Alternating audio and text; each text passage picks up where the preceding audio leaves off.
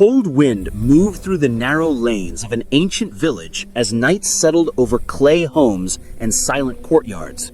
Lamps burned low, shadows stretched across stone floors. A young woman waited inside a small room she had never seen before. Voices murmured outside. Elders gathered near the door. Their decision would shape her honor, her future, and, in many cases, her place within the family she had now entered. The weight of expectation pressed on her with a force she could not resist. You're watching Dark Inquest History. Subscribe to uncover more of the past the world tried to bury. Tonight, we uncover the hidden reality behind one of the most feared moments in a woman's life across centuries of the subcontinent. This documentary investigates a world shaped by rigid customs, harsh judgments, and deep-rooted beliefs.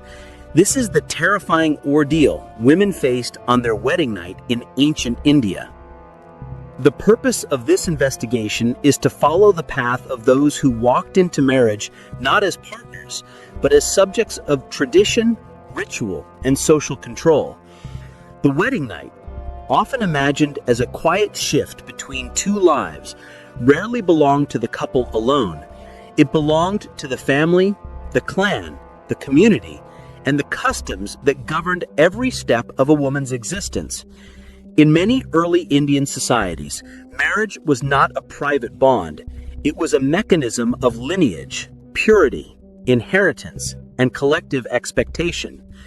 The young woman at the center of this moment carried centuries of rules on her shoulders, and she had no voice in shaping them. To understand this ordeal, we must go far back into the layered history of the subcontinent. From the Vedic age to later regional kingdoms, social norms tied a woman's value to strict ideas of purity and family honor. These ideas were not written by the women who followed them. They were shaped by priests, elders, lawmakers, and patriarchs who defined the structure of society. Texts like the Manusmriti outlined expectations for female conduct, obedience, and discipline. Communities passed these beliefs through generations. Over time, they became fixed truths. The wedding night became the moment when these truths were tested. Families believed that a bride entering her new home represented purity itself. She was expected to embody the honor of her parents and the hope of her husband's lineage. This belief placed a heavy burden on her because failure to meet expectations could lead to shame, rejection, or lifelong suspicion. Elders, women of the household, and often neighbors watched her behavior. Every step she took was judged, every silence interpreted, every sign evaluated. In many regions, symbolic rituals accompanied her arrival. She stepped over the threshold carrying lamps, grains, or water. These gestures were meant to mark prosperity, but they also signaled her transition into a world where she would be constantly observed. The central figures in this era were the young brides, but they were never alone. Around them stood mothers-in-law, aunts, midwives, and senior women who enforced the customs they themselves once endured. There were priests who explained the importance of ritual purity. There were male elders who decided matters of honor and punishment. There were community councils that interpreted signs according to long-standing custom. The bride was the smallest figure in a large structure of authority. Her presence triggered a series of expectations that she could neither question nor escape. Fear shaped the beliefs surrounding the wedding night. It was not fear of the unknown alone. It was fear of dishonor, fear of social isolation, fear of failing expectations set by ancestors, and fear of being rejected by the household she had just entered. Ancient India did not view marriage as an event for two people. It saw it as a transfer. A woman left her birth family entirely. She belonged to the husband's household now. If she was accepted, she had a chance at stability. If she was doubted, her life could become unbearable. Every family feared scandal. Every mother feared disgrace. Every father feared the judgment of neighbors. This fear created a system in which the bride carried the heaviest burden. As night approached, rituals became more intense. Lamps were lit, offerings were made to household deities. Elders whispered reminders of customs that must not be broken. The bride sat quietly. Her hands trembled. She had been prepared since childhood for this moment, but preparation did not lessen the dread. For many women, the wedding night was not a celebration. It was a test she never agreed to take, a test she had no power to refuse. The first escalation came from the weight of scrutiny. The bride's behavior was monitored from the moment she entered the home. If she seemed too anxious, elders saw it as a sign of weakness. If she appeared too calm, they saw it as suspicious. Every gesture, even silence, was interpreted. Nothing belonged to her. Not her emotions, not her privacy, not even the small room where she now sat. This examination revealed how deeply society feared any deviation from custom. Her identity was reduced to how well she fit the expectations built for her long before she was born. The second escalation came from ritual obligations. In some regions, the bride had to display signs of auspiciousness to reassure the family about her purity and suitability. She performed tasks meant to symbolize her acceptance into the household. She touched sacred objects. She followed patterns of movement prescribed by tradition. These acts were meant to demonstrate that she carried no ill fate. They also served to remind her that she now belonged to a structure far stronger than her individual will. She did not step into marriage as an equal. She stepped into it as someone who must prove herself worthy of belonging. The third escalation came from what followed the rituals. While no graphic details belong in this narrative, history records that the bride's worth was often judged by what elders believed happened behind closed doors. Privacy was rare. Silence was heavy. The next morning held more fear than the night itself. What elders expected to see or hear shaped their judgment of her. This scrutiny was grounded in ancient ideas of lineage and inheritance. Families feared the mixing of bloodlines. They feared dishonor that could spread across generations. These fears turned the wedding night into a trial.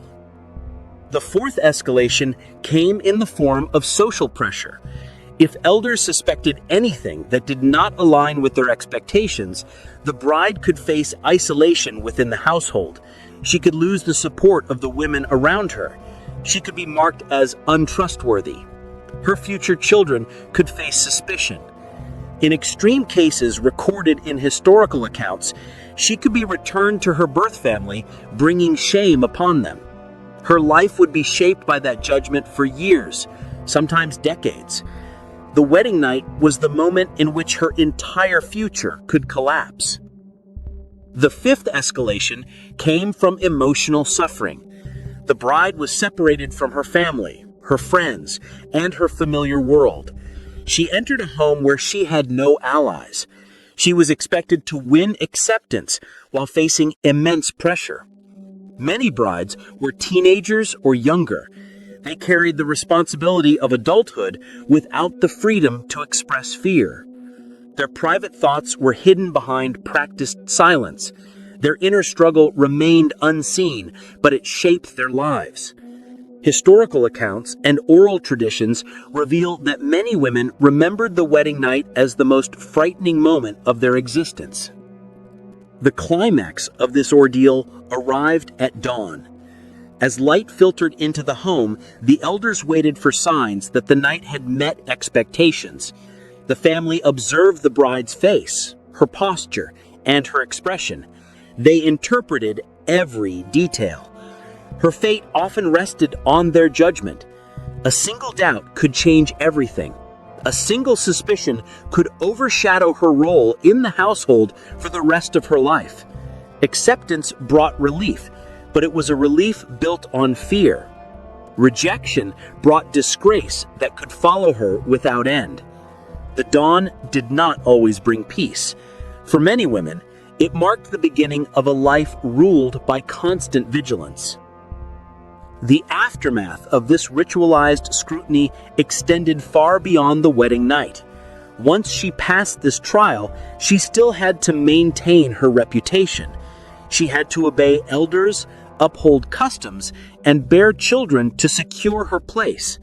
Her value was tied to her ability to continue the lineage.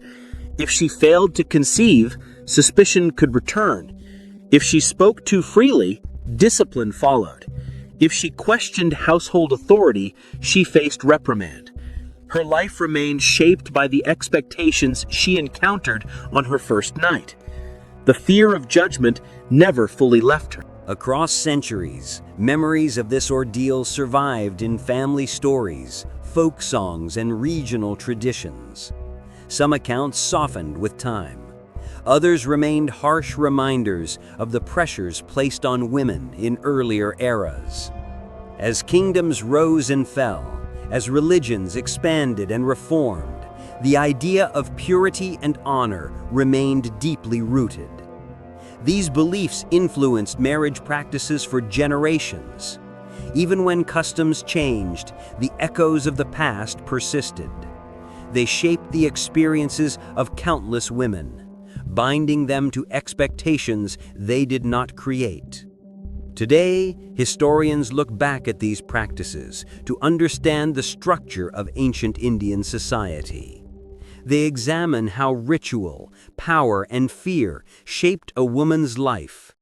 They study how communities used marriage to maintain control over lineage and inheritance. They analyze texts, inscriptions, and oral histories to reveal the emotional suffering hidden behind the ceremonial beauty of weddings. This investigation unveils the complexity of a system where duty overshadowed individual will, and where fear guided tradition. The terrifying ordeal faced by women on their wedding night in ancient India was not a single moment. It was a culmination of beliefs, fears, and rules that governed society for centuries. It reveals how communities valued reputation above compassion, control above understanding, and custom above personal truth. It shows the weight carried by those who had no voice. It exposes the silent burden that defined womanhood in many regions of the past. The memory of this ordeal remains a crucial chapter in the history of South Asia. It forces us to face the darker side of ancient traditions. It reveals how the private pain of individuals became hidden beneath public ceremony. It reminds us that history is not only made by kings, wars, and empires. It is shaped by the silent suffering of ordinary people whose stories were rarely recorded, but whose experiences defined the structure of society. This has been Dark Inquest History. Subscribe for the next descent into the past.